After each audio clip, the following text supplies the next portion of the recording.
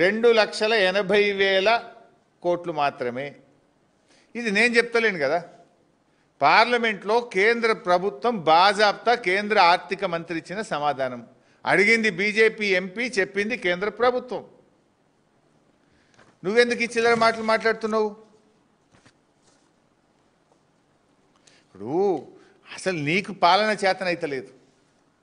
BRS ప్రభుత్వం ఉన్నప్పుడు average growth rate 15%, SOTR రాష్ట్ర ప్రభుత్వ సొంత ఆదాయ వనరుల వృద్ధి రేటు 15%. నువ్వు వచ్చినాక ఎందుకు పడిపోయింది? ఎందుకు తిరోగమనం తీసుకున్నది ఆర్థిక పరిస్థితి? ఉదాహరణకు నిన్ననే కాగేదో రిలీజ్ చేసినట్టుంది. సెప్టెంబర్ 2025లో కాగ్ ఇచ్చిన రిపోర్టు ఈ నెలలో -5 GST వృద్ధి రేట్, ట్యాక్స్ రెవెన్యూ -5. ఇండియాలో 28 రాష్ట్రాల్లో చివరి నుంచి 4వ రాష్ట్రం. రాష్ట్ర ఆదాయ వృద్ధి రేటు సెప్టెంబర్ నెలలో -5 2025. ఇగో ఇది సెప్టెంబర్ 2024 +1.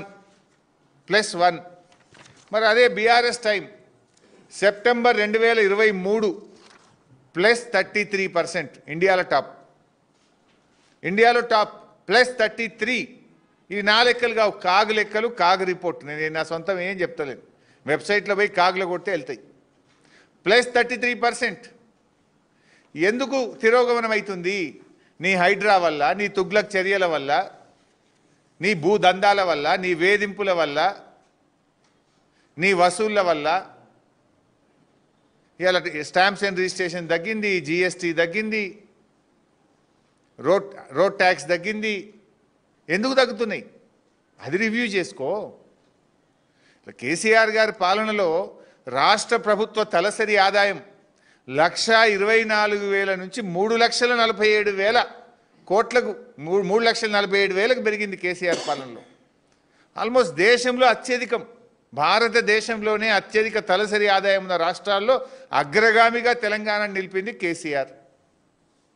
అసలు రాష్ట్ర బడ్జెట్, రాష్ట్ర రెవెన్యూ 2014-15లో రాష్ట్ర ప్రభుత్వం యొక్క రెవెన్యూ 62,000 కోట్లు.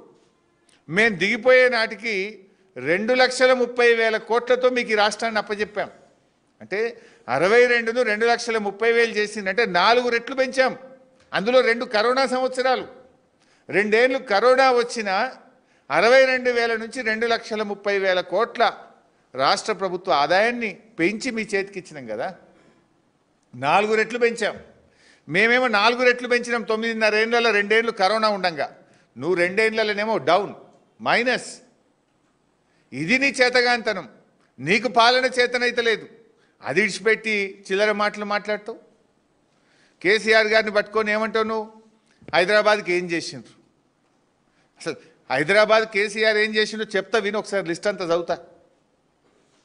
నువ్వు ఏం చేసినా హైదరాబాద్ పైన కేసీఆర్ ముద్రను చెరిపేయడం నువ్వు కాదు కదా, నీ తాత జేజమ్మ తరం కూడా కాదు.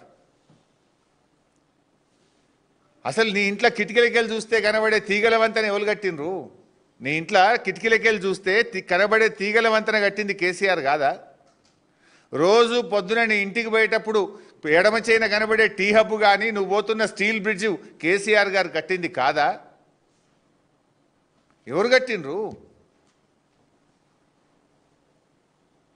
అసలు ఏమనంటే ప్రగతి భవన్ అంటాడు. మరి నువ్వెందుకు కడుతున్నావు నాయన? ఆ ప్రగతి భవన్లో ఇప్పుడు ఉంటుంది నీ డిప్టీ సీఎమే కదా. ఈయన గారు ఇప్పుడు MCHRDలో 100 కోట్ల రూపాయలతో క్యాంప్ ఆఫీస్ కడుతుండు. నీకు అసలు మాట్లాడే హక్కు ఉందా? నువ్వెందుకు 100 కోట్ల రూపాయలతో MCHRDలో క్యాంప్ ఆఫీస్ కడుతున్నావు? అసలు అది స్టార్ట్ చేసింది 30 కోట్లు. అంచనాలు 3 అంతలు పెరిగి ఇప్పుడు 100 దాటుతుంది. అది దానికి రోడ్ వైండింగ్ చేస్తుండే. ఇంకా దీనికి సమాధానం ఏంది? హైదరాబాద్లో నేనేమో చేసిన. అసలు కేసీఆర్ గారు ఆనాడు మున్సిపల్ మంత్రిగా KTR గారు STPలు కట్టిండ్రు హైదరాబాద్లో. హైదరాబాద్లో ముఖ్యంగా స్ట్రాటజిక్ నాలా డెవలప్మెంట్ ప్రోగ్రామ్ తీసుకొని నాలాలను వృద్ధి చేయడం వల్ల ఇలా హైదరాబాద్లో వరదలు వచ్చినా నీళ్లు రాకుండా ఇలా చర్యలు తీసుకున్నది నాటి బీఆర్ఎస్ ప్రభుత్వం.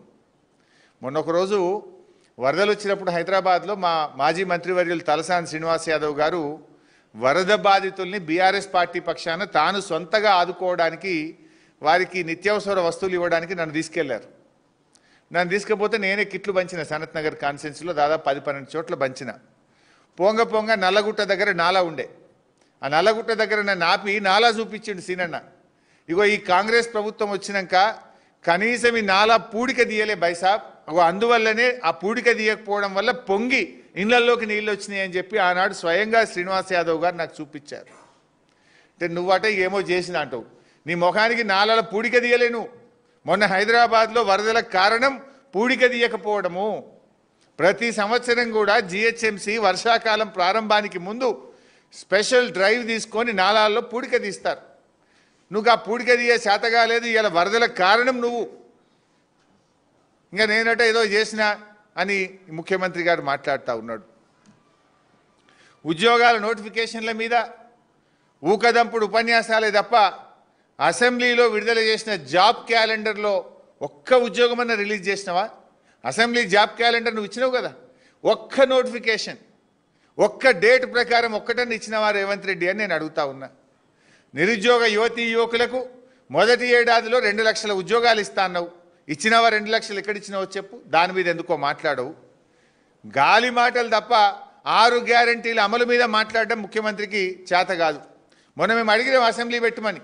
అరే పెట్టవే 10 రోజులు అసెంబ్లీ 6 గ్యారంటీల మీద మాట్లాడదామంటే ఒక్కటే నాడు ఆదివారం అసెంబ్లీ పెట్టిండు, వాయిదా వేసుకొని పారిపోయిండు.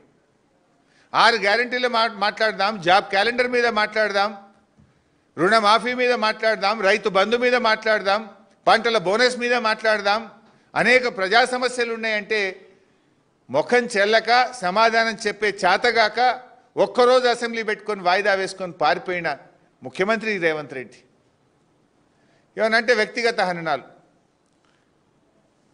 అంటే విచిత్రంగా ఉంటాయి. అంత ఈయన మాటలు ఎట్లుంటాయంటే వికృత చేష్టలు, విచిత్ర విన్యాసాలు తప్ప ప్రజలకు పనికొచ్చే పని ఒక్కటి కూడా ఉండదు. మా మీద పడి ఏడుస్తాడు పొద్దుగాలు లేస్తే. నువ్వు ముఖ్యమంత్రివి, రాష్ట్ర ప్రభుత్వం నడుపుతున్నావు, ఏం చేసినావో ప్రజలకు చెప్పు, మంచి ఏం చేసినావో చెప్పు అంటే